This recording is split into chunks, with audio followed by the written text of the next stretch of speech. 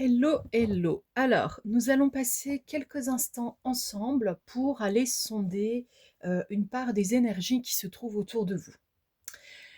Nous vivons dans un monde énergétique où il y a du subtil et du concret, plutôt dans l'acception, on va dire, organisant ce monde, donc l'acception de la pensée créatrice.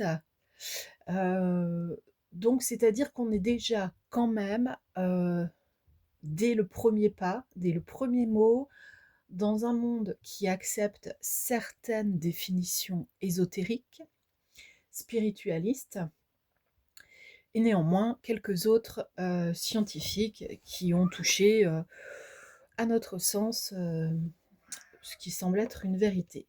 J'ai ce qui semble être une vérité parce que, évidemment, notre conception du monde évolue normalement en tant qu'être humain, hein, on est dans une évolution, donc notre conception du monde évolue au fur et à mesure que nous découvrons des choses dans l'univers, dans notre monde et ainsi de suite.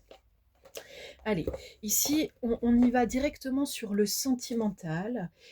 Si finalement vous décidez d'écouter cette vidéo, écoutez, regardez, vous pourriez vous concentrer là tout de suite sur l'espace énergétique de votre cœur, de votre chakra du cœur. Nous allons avoir une première carte. Ah bah, il y en a deux en fait qui viennent. C'est comme si vous aviez là une sorte de doute. Et il y a une première voix qui parle en vous, une seconde voix. Bon, bah, on l'a tous, ça, en fait, hein. Il y a la petite voix douce, tendre, calme, qui sait tout, parce que c'est vrai, elle connaît la vérité pour l'individu que nous sommes, c'est la voix du cœur. Et puis, il y a la voix du mental qui tonne toujours un petit peu plus fort, qui a besoin d'être reconnue. À partir du moment où vous comprenez qu'il y a tout un besoin de reconnaissance autour de cette petite voix ou grande voix intérieure, en tout cas de cette voix intérieure, posez-vous des questions si vous êtes vraiment dans le cœur. Alors, ici, on a dit qu'on allait donc sur le sentimental.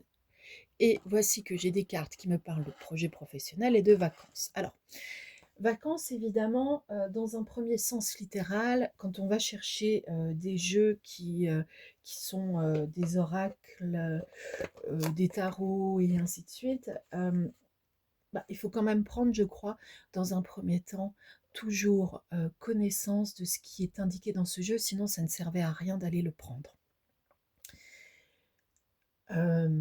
Au fur et à mesure, je vais vous donner de plus en plus d'informations pour vous créer des repères dans ce monde sensible, émotionnel, euh, euh, qui est parfois rien que l'imagination de ce qu'on aimerait voir se mettre en place, mais qui ne se met pas en place.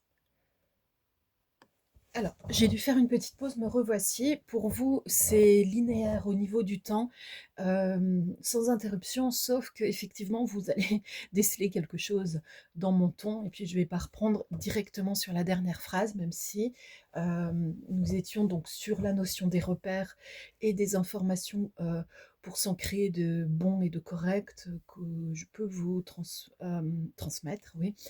Euh, de plus en plus régulièrement au sein de vidéos sur cette chaîne. Bon, revenons rapidement quand même aux deux cartes que nous avons qui nous parlent de vacances et de projets professionnels, alors que nous étions dans le thème du sentimental. Dans le thème du sentimental, alors, ici on va avoir plusieurs lectures possibles, évidemment, comme dans n'importe quelle situation où l'on tire les cartes, mais ici ce qui est prépondérant, donc si c'est l'énergie prépondérante, c'est soit elle vous parle, soit elle ne vous parle pas. Il n'y a pas à tordre les choses, ok? Alors, ici, il y a quelque chose qui met en retrait votre vie sentimentale pour donner plus d'espace à quelque chose de professionnel. Et malgré tout, on vous dit, mettez-vous en vacances. Alors, mettez-vous en vacances, Bah, ça dépend évidemment des contextes. Si vous n'avez plus de jours de vacances et ainsi de suite, non. Il ne faut pas prendre les choses au pied de la lettre. Et en fait, ici, prenez du repos. Prenez du repos, ça peut être aussi de façon imagée, euh, prendre un temps de réflexion. Comment arrivez-vous à organiser votre existence avec joie? Parce que ça, c'est le critère qui doit vous montrer que votre vie vous va bien.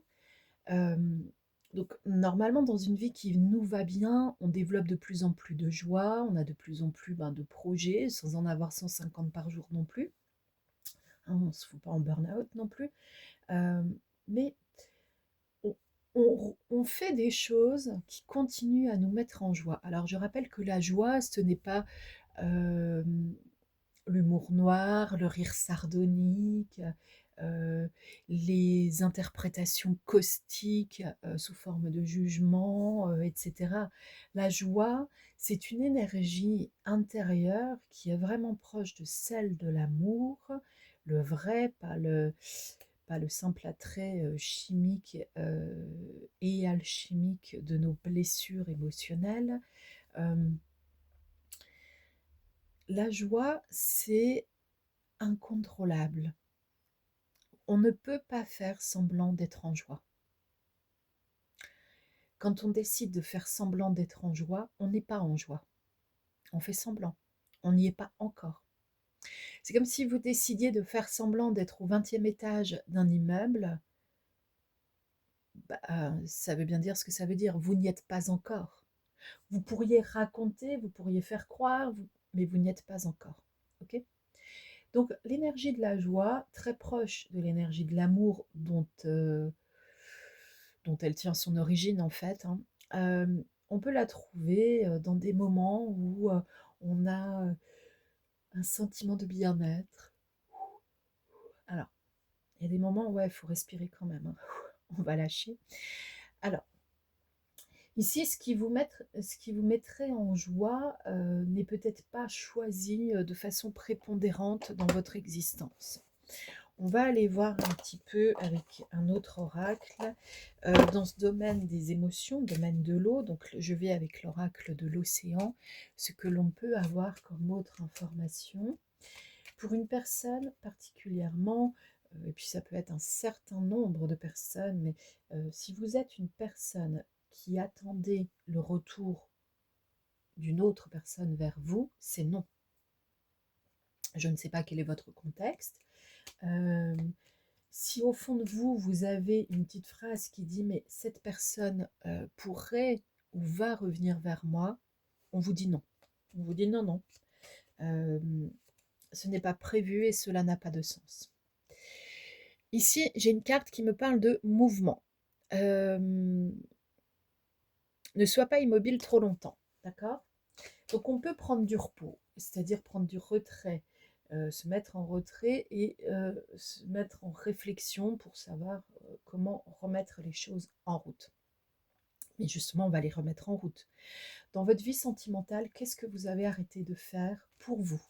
Qu'est-ce que vous avez arrêté de faire qui vous mettait en joie et que vous avez abandonné pourtant très probablement pour vous conformer à l'idée que vous aviez du couple, de la recherche de l'autre être qui pourrait, entre guillemets, vous compléter, etc.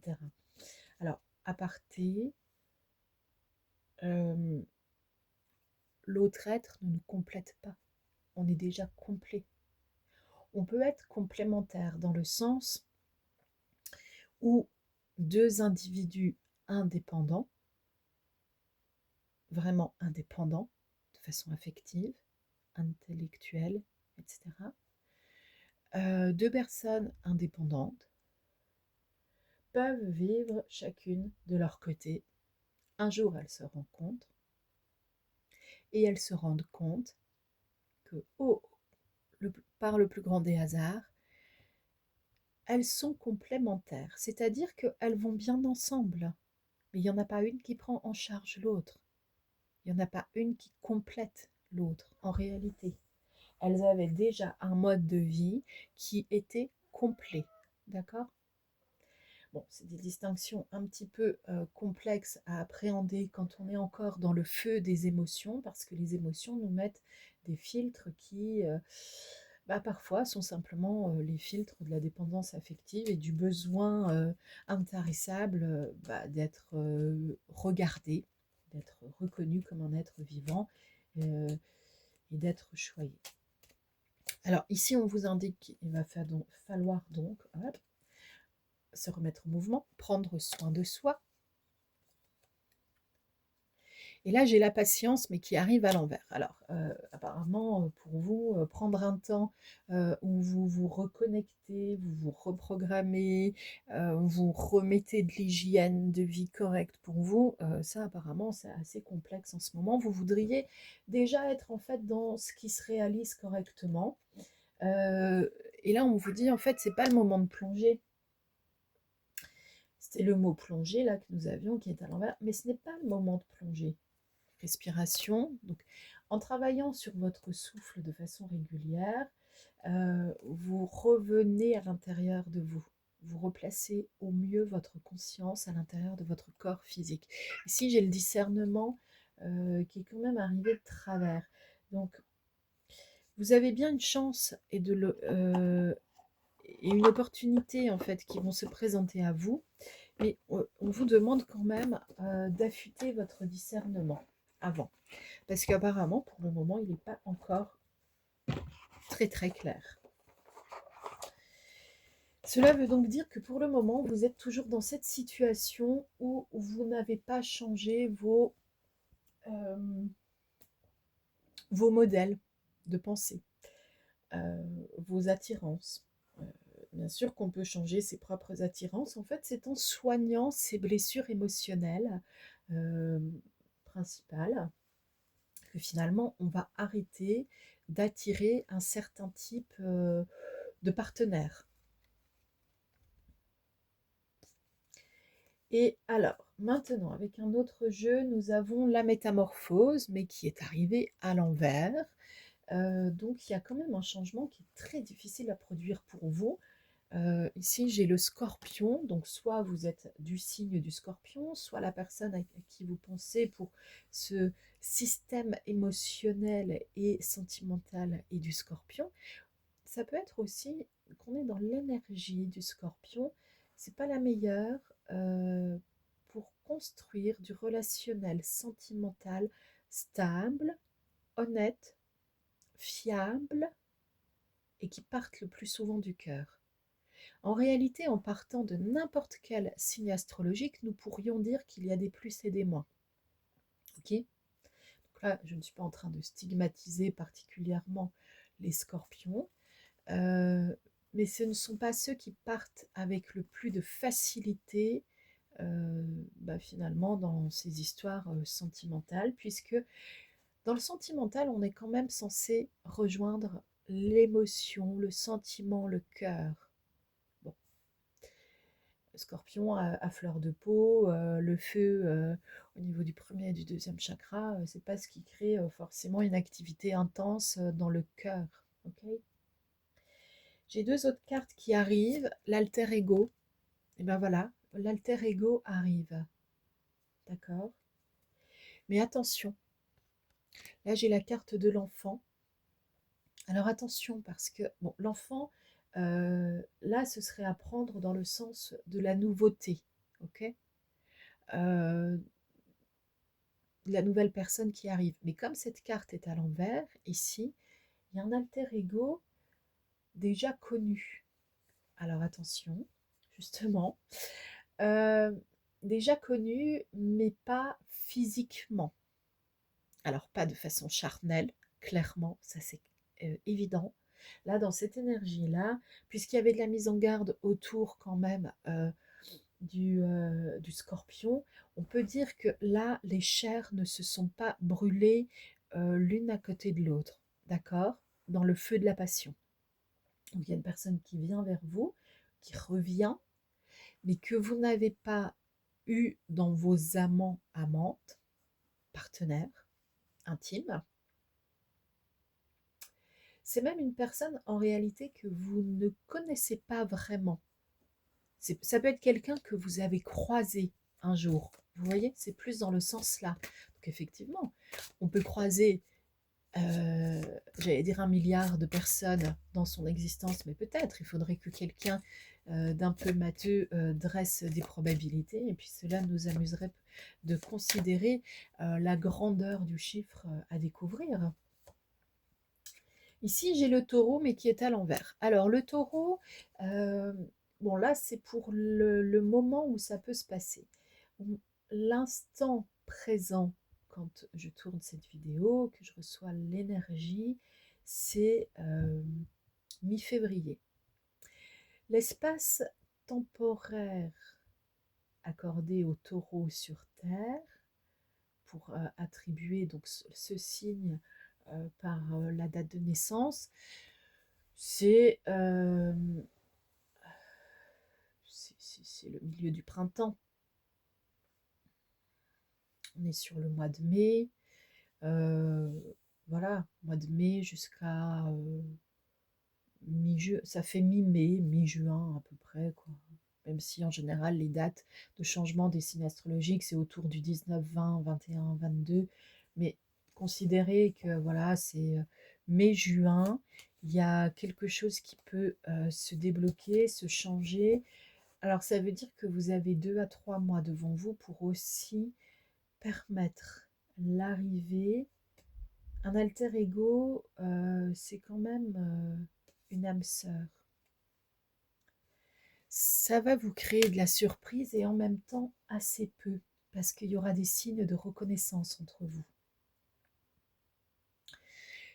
Là, j'ai la carte de l'union qui est arrivée à l'envers. Alors, ça veut dire aussi que ce ne sera pas évident au début. Vous pourriez avoir la sensation de vouloir combler du vide, ou que l'autre veut combler du vide, qu'il va avancer, l'autre va avancer un peu vite, etc. C'est à vous de savoir reconnaître votre propre rythme et de le formuler, de le dire. Il y a toujours une possibilité de dire les choses et puis de se rendre compte justement si l'autre accepte ou pas ces choses-là, alors qu'elles sont justes et respectables pour soi. Mais vous allez me dire dans ce cas-là sur la notion du rythme. Si vous vous dites on doit ralentir et que l'autre dit on continue comme cela ou on accélère, qu'est-ce qui va se passer? Qui a raison, qui a tort? Si aucune des deux personnes n'arrive à mettre un peu de compréhension et d'empathie, évidemment, vous allez rester sur vos propres euh, positions. Ça, c'est le premier cas de figure. Donc, c'est un sujet larvé qui va finir par une rupture. Si vous décidez de baisser la crête et d'accepter la proposition forte de l'autre et de vous laisser convaincre, donc de vous laisser vaincre, il y a quand même une idée de soumission qui ne vous place pas dans le cœur. Et ne répondez pas, s'il vous plaît, que c'est par amour que l'on fait cela. Non, ce n'est pas l'énergie de l'amour, c'est la soumission. La soumission, elle est en lien avec l'énergie de la peur. Si vous vous placez dans l'espace sacré du chakra du cœur, que vous rejoignez pour un instant l'énergie primordiale de l'amour, les premières pensées qui peuvent vous traverser sont « cette union est déjà finie ». Parce qu'elle vous permet simplement de prendre conscience que si l'autre ne veut pas accepter votre rythme, et que si l'autre veut en plus presser les choses, c'est que ce n'est pas pour vous. Il n'y a rien d'autre à dire en fait. Alors, il y a des sujets sur lesquels on peut être en compromis, mais il faut avoir encore à la fin de ce compromis la sensation d'avoir été respecté, de ne pas avoir été soumis et d'avoir été dans du donnant-donnant. Ça peut le faire, ça peut exister, ça se construit. Mais si on y va avec l'énergie du dominant ou du soumis, bah ça n'existera jamais. C'est juste prendre à l'autre ou se faire prendre au jeu. Ensuite, donc vous pourriez rencontrer en fait quand même plusieurs personnes, pour certaines d'entre vous. Dans l'espace, on va dire de 6 mois en avant, à partir de la vision de cette vidéo, oui, vous pouvez avoir plusieurs rencontres. Alors, plusieurs rencontres, ça ne veut pas dire que vous vous mettez en couple forcément tout de suite avec la personne. Ah, ça ne va pas, hop, il y aura une autre personne. Non. Ça, c'est de la consommation superficielle et éphémère. C'est pas de la rencontre particulièrement qui ferait grandir votre cœur. Voilà. Mais alors, vous pourriez donc faire plusieurs rencontres qui vous permettent de comprendre à quel point vous avez besoin. Alors, pour certains, il y a deux choses. Pour certains, de lâcher prise sur la maîtrise du temps. Voilà, ça parlera à qui ça devra parler. Et pour d'autres, de comprendre, ça vous permettra de comprendre ces rencontres, cette rencontre magistrale de l'âme sœur, de comprendre à quel point ce que vous avez réalisé dans votre existence est déjà parfaitement parfait et complet pour vous. Donc, travail sur la valeur. Travail sur la valeur, ça veut dire que vous allez rencontrer des personnes qui soit vont dénigrer un petit peu votre valeur, il va falloir vous affirmer, les bouter hors de votre champ d'énergie, soit vous allez rencontrer des personnes qui, justement, ont déjà réalisé ce travail-là et savent avec empathie encourager les autres à trouver leur valeur. Je vous le souhaite évidemment plutôt dans le sens de la dernière phrase. Pour des sessions individuelles qui sont évidemment bien plus précises euh, et qui s'appuient aussi sur le fait de dénouer des instants psychogénéalogiques éprouvants, entre autres, vous pouvez me contacter par email marina.petitdemange@gmail.com. Et ici, c'est mon dernier livre de développement personnel, Interprète androtérestiel. C'est l'exploration philosophique et ésotérique d'une façon de vivre dans le monde sensible d'une médium que je suis. À bientôt.